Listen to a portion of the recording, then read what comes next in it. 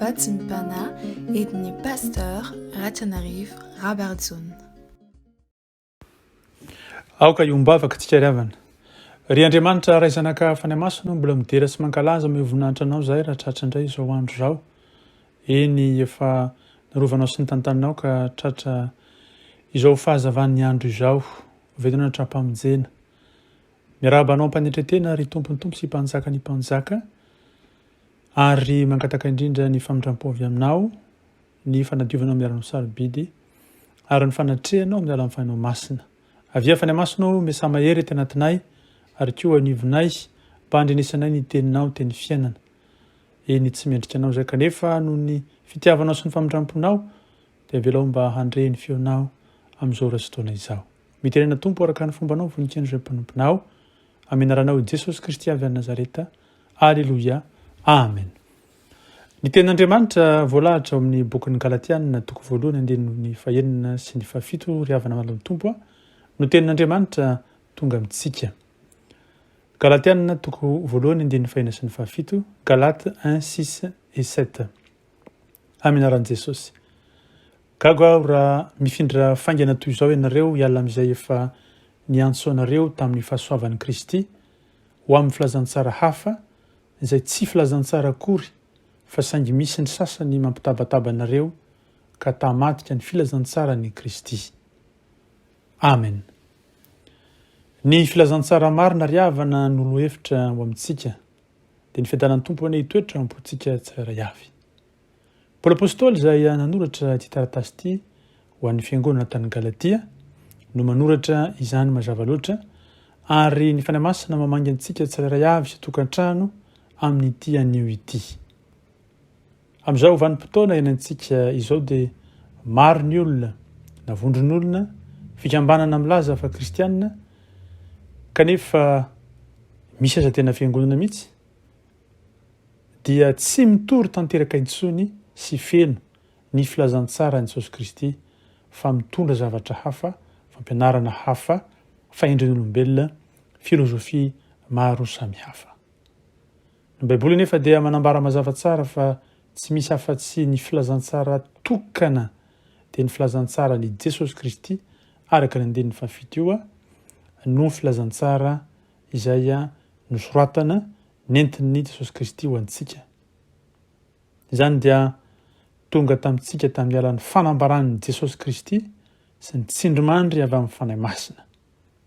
Sady marina no ambara ao anatin'ny Baiboly izay tenin'Andriamanitra ho antsika. Eo indrindra no mila fitandremana sy tokony ananantsika fahamailona, indrindra tsika mpino, fa tsy azo ampifangaroana amin'ny fomba mampanao ny filazantsara ny Jesosy Kristy, satria ny fombafomba rehefa mpanjakain'ny olona dia mivadika zavatra hafa fa tsy ny filazantsara ny Jesosy Kristy, fa mifanohitra amin'ilay tenin'Andriamanitra velona. Sady tsy voasoratra rahateo na voamarina ao anatin'ny Baiboly na ny soratra masina. Soratra izay tsy mifanaraka amin'ny sitrapon'Andriamanitra. Sarotra amintsika ny mahafantatra ny planin'Andriamanitra sy ny fitiavany ary ny famindrampony raha toa ka ilay tena zava-dehibe no atao ankilabao.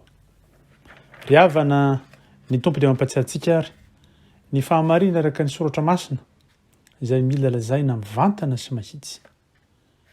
Mila manaiky mantsy ny olona fa mpanota ary tsy misy nadaray aza tsy manota. Hoe ny soratra masina fa samy efa nanota izy rehetra ka tsy manana ny voninahitra avy ao amin'Andriamanitra. Romana toko 7:17. Mila mino an'i Jesosy Kristy ary mandray azy ho tompo sy mpamonjy ary mpanafaka sy mpanapaka ny fiainantsika isika. Izay mino ny zanaka manana fiaina mandrakizay, fa izay tsy mino ny zanaka dia tsy ahita fiainana, fa ny fahatezeran'Andriamanitra no mitoetra eo aminy. Ary ny lalàna dia niditra koa hahabe ny fahadisoana, nefa atao amin'izay ny abiazan'ny ota no ny oarany fahasoavana be lavitra. Zany rehetra zany izay voalahatra amin'ny Jaona 1 sy ny Romana 1 mampatsiahy antsika marimarina tokoa fa Jesosy irery ihany no filazantsara soa ary tsy misy famonjena ty ambany masoandro afa-tsy amin'ny anaran'i Jesosy Kristy irery ihany. Aoka isika indray ilay fahasoavana izay omeny Tompo ka hiala amin'ny ratsy rehetra ary koa hiala amin'ny fanamarina tena, hiala koa amin'izay fampianarana tsy araka ny sitrapon'Andriamanitra rehetra. Miatra amin'ny olona rehetra tokoa ny fanameloana raha vao mandahan'Andriamanitra sy izay voalaza ny soratra masina izy. Kanefa sofa mamindra fo Jesosy rehefa mibebaka ny olombelona. Riavana tsaroa fa malala ao amin'ny Tompo isika. Andriamanitra mihitsy no efa nanome antsika ny famonjena maimaim-poana araka izao tenin'Andriamanitra izay novakitsika izao. Ny fahatezeran'Andriamanitra no ny fahadalantsika sy ny fahotantsika zanak'olombelona no niatra tamin'ny Jesosy Kristy tao amin'ny fijaliana. Izay ilay Jesosy tonga nofo, ilay olombelona kanefa Andriamanitra. Tonga lafatra izy ty amin'izao tontolo izao. Tsy nahitana otana kely kory aza. Izy no nitondra sy nijaly ny solo ahy sy ny solo anao teo amin'ny fijaliana. Mbola manohy ny adalantsika any ve isika riavana, indrindra isika izay milaza fa kristiana namena Jesosy Kristy? Mbola tsy hitory ny filazantsara tsy misy kilema ihany va araka ny soratra masina isika, ka tsy hanaiky ho tarihan'ny fanahy masina, fa mbola iorona koa eo ambany fahendren'ny olombelona. Tadio ravana fa hoy ny Tompo, izao no nanehoana ny fitiavan'Andriamanitra antsika. Andriamanitra naniraka ny zanalay tokana teo amin'izao tontolo izao mba hahavelona antsika amin'ny alalany. Jaona 1:4-9. Ny Tompo amintsika amin'ny herin'ny faherezany ka azotsika mahatsiaro mandrakariva fa ny filazantsara marina dia tokana Jesosy Kristy ary izy nitondra ny hafatra avy any an-danitra ho an'ny olombelona rehetra, izay hafatra mampibebaka, mampiorina, mampianatra ary ihany koa maniraka antsika hitory ny filazantsara amin'ny olombelona rehetra. Tory ny filazantsara marina, Jesosy maty sy nitsangana antsika ary mifona antsika eo an-tanakavan'Andriamanitra iray. Ao amintsika ny fanahy masina hitoeran'izany ten'Andriamanitra izany eo am-pontsika, aneo am-pitso ary mandrakizay. Hivavaka isika. Misaotra anao Jesosy satria ampatsevina tokoa fa tokana ny filazantsara. Dia ilay nentinao teo ambony tany ka nanambaranao tokoa tamin'ny olombelona izay nifanderesera taminao fa efa ambiakaiky tokoa ny fanjakan'ny lanitra. Nentinao ny filazantsara ka nosotranonao ny marary, namparatinao ny jamba, eny nampiteneninao ny mona, dia nitorianao ny filazantsara ny mahantra. Jesosy malalo, sitrana tokoa ny marary ary ny diovina ny boka, dia izany ny pirofo maromarina tokoa fa tonga ny fanjakanao. Ary izay ny filazana tsara, vaovao mahafaly, mahatonga anay ho feno ny fahatretrehana sy ny fifaliana tsy ombotratra. Eny tokoa Jesosy, Andriamanitra tia anay, Andriamanitra miasa tia anatinay, Andriamanitra be famindram-poka mbola maniraka ny fanahy masina mandraik'androany hanova ny fonay hifanaraka amin'ny fon'Andriamanitra.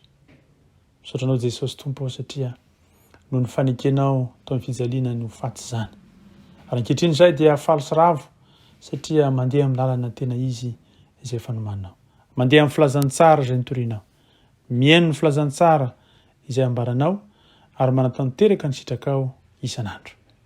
Terizo eo ambany sy ny fahasoavanao izay mpanomponao Jesosy, ka tsy handeha araka ny fahendrenay, tsy handeha araka amin'ny zavatra hafa izay lazaina fa filazantsara kanefa tsy izy, fa handeha mandrakariva amin'ny filazantsaranao Jesosy Kristy. Terizo zahay mba hibebaka isan'andro ka handray ny famindram-po avy aminao ary hitory ny filazantsaranao isan'andro. Jesosy malalo, tsy mba hiarena tanjakay izany satria mpanota avokoa ny olombelona rehetra, fa noho ilay fanahinao masina izay miasa mandrakariva isan'andro.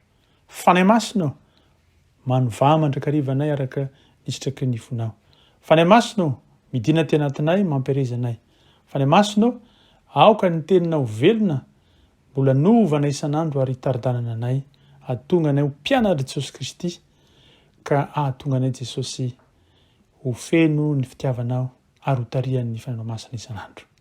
Misaotra mankasitraka mankately eram-poram-panahy zahay noho izany, ary dia manotra ny voninahitra feno anao ry ilay tompontompo sy mpanjaka ny mpanjaka, fa aminay kosa ny fahasoavanao Jesosy Kristy, ny fitiavanao Andriamanitra ray, ny herin'ny fampiraisana avy aminao fanahy masina, koa mitahany tokoa ny tompo dia miaro anay, mampamirapiratra ny tavany amin'ny tompo dia mindra fo aminay, manandratra ny tavany amin'ny tompo dia manome ny fiadanany. Misaotra Jesosy manalo. Alleluia. Amen.